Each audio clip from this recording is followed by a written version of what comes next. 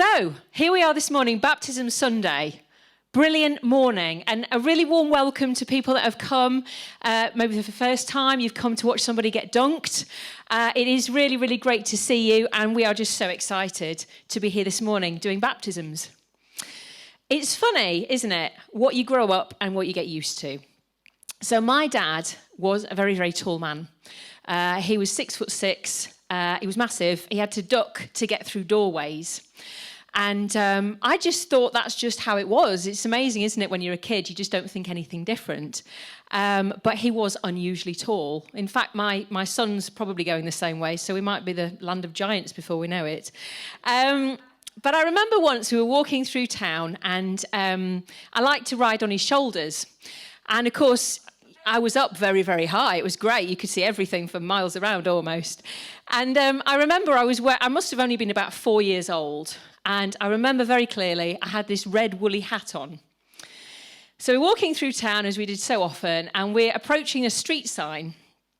And because it was Paynton, you got all these, brown tourist signs. So it was in the middle of the pavement. And he said to me, just be careful here, just duck down because the sign is there. And I thought at 4 years old, and I probably would think now because I'm so clumsy, I thought my red woolly hat will protect my head. I don't need to do anything. I'm just going to carry on because it's going to protect my head. Anyway, of course, dong, it didn't protect my head at all. And I went whack on this sign. And it was sore. It wasn't very good. That red woolly hat did not protect my head whatsoever. But it did not put me off riding on his shoulders because I so enjoyed having that bird's eye view. I so enjoyed being able to see for miles around and being up really high. And it got me thinking about somebody in the Bible who could have done with a bird's eye view because he was a bit opposite to my dad and he was quite a short guy and he needed a bit of help. And he's called Zacchaeus. And you can read about him in Luke 19. But this morning, I'm just going to tell you about him and tell you the story. But he took the initiative and he climbed a tree to see what all the fuss is about. And I wonder if there are people here, I'm sure there are, that have come to see what the fuss is all about. What are we doing this morning? Why is there so much fuss? So I'm going to tell you this morning what we're doing and what the fuss is all about. Because what we're celebrating this morning is changed lives. And what we're celebrating this morning is the fact that we have an amazing hope because we are celebrating a God who takes lives and changes them for the better and turns them around. In the story of Zacchaeus in Luke 19, we read how he was a chief tax collector, which in those days wasn't a great thing. Now, if we think nowadays we don't like the taxman or taxwoman, then back in those days, it was so much worse. Because basically, if we think these days that they're thieves, in those days, in the time of Jesus, they really were actual criminals, weren't they? Because they took so much more tax, they collected more tax than they should have done to line their own pockets. So they basically stole from people. The Romans had taken the country over and were charging really high taxes. And Zacchaeus was adding on even more. So he really was fleecing his own people.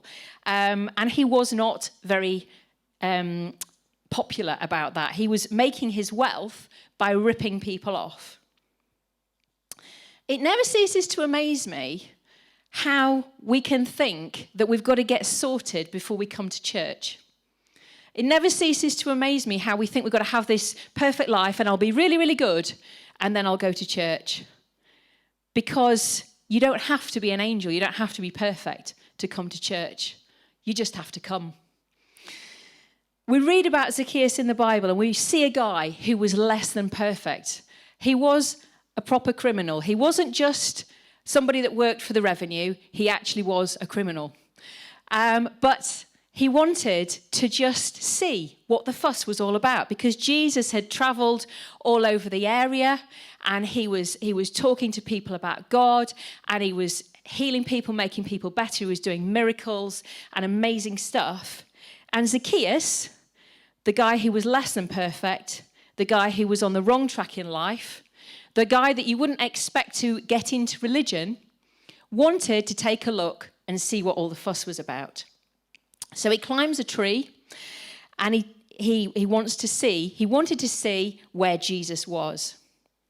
And what I love about this story is we see that when Jesus gets to where Zacchaeus is in this tree, hanging out, hoping he's not going to fall, I suppose, Jesus literally meets him where he is. He meets him exactly where he is. And he meets us exactly where we are. Jesus knows how our lives have gone. He knows what's going on with us. He knows our struggles. He knows our failures. He knows our successes. He knows the things that weigh us down, the things that we've come in with this morning that feel like we're carrying something extra that weigh us down, that are a burden to us. He knows all about those things. He knows about the things we're proud of, the things that have gone well in life. He knows all these things because he meets us where we are. And with Zacchaeus up there in that tree, not very dignified really for a chief tax collector, somebody with a big important job, to have climbed up a tree, it's not very fancy, is it? It's not very posh, not his finest hour in some ways. But Jesus meets him where he is. And Jesus welcomes him where he is. He sees that it's all gone wrong for him. He sees he's not living his best life. And what does he do? He doesn't say, get lost, stay up that tree, don't come anywhere near me. Jesus says, come. I'm accepting you. I'm welcoming you. I want to come to your house for dinner. I want to get to know you. I want to have a relationship with you. That's what Jesus does. He does it for Zacchaeus in that story, and he does it for us today. He wants the best for us. He wants to live life with us. He wants us to live the best kind of life that we can live with him. And what I love about this story as well is he didn't tell Zacchaeus to change his ways. He didn't give him a great big list, right, well, when you come down from that tree, you're going to have to do this, this, this, and this before you get sorted. Zacchaeus makes his own decision because he's met with God. And this is what these guys have done this morning. They've met with God and they've seen the way that God wants them to live, and they've seen the changes that they make. Zacchaeus doesn't get told to change his ways. He knows he's on the wrong track, and he puts it right. He gives half of what he's taken. He gives it to the poor. He overpays the people he's ripped off. He's going one way, and then he changes track, and he turns around and he goes the other way. And that's what the Christian life is all about. We were all going our own way. We were all doing what we thought was the right thing to do. And actually then we met with God and we realized the way that we needed to go and the kind of life that he wanted us to live. And as I close now, I just want to say the brilliant thing about being a Christian is that God doesn't ask you to do it by yourself. He comes and he makes his home inside your heart if you ask him to. And he helps you to live the kind of life that you know you want to live and the kind of life that he wants you to live. He comes and helps us. We're not doing this on our own. We do it as a part of a church family, and we do it with his help. And that's available for every one of us this morning, whether we've walked in for the first time or whether we've been here for many, many years. Jesus welcomes us. He sees us in that tree, sees us wanting to know what all the fuss is about, and he welcomes us if that's what we want. So, what is all the fuss about this morning? Why have we all nearly fallen in this water? Because we are celebrating this morning lives changed by God.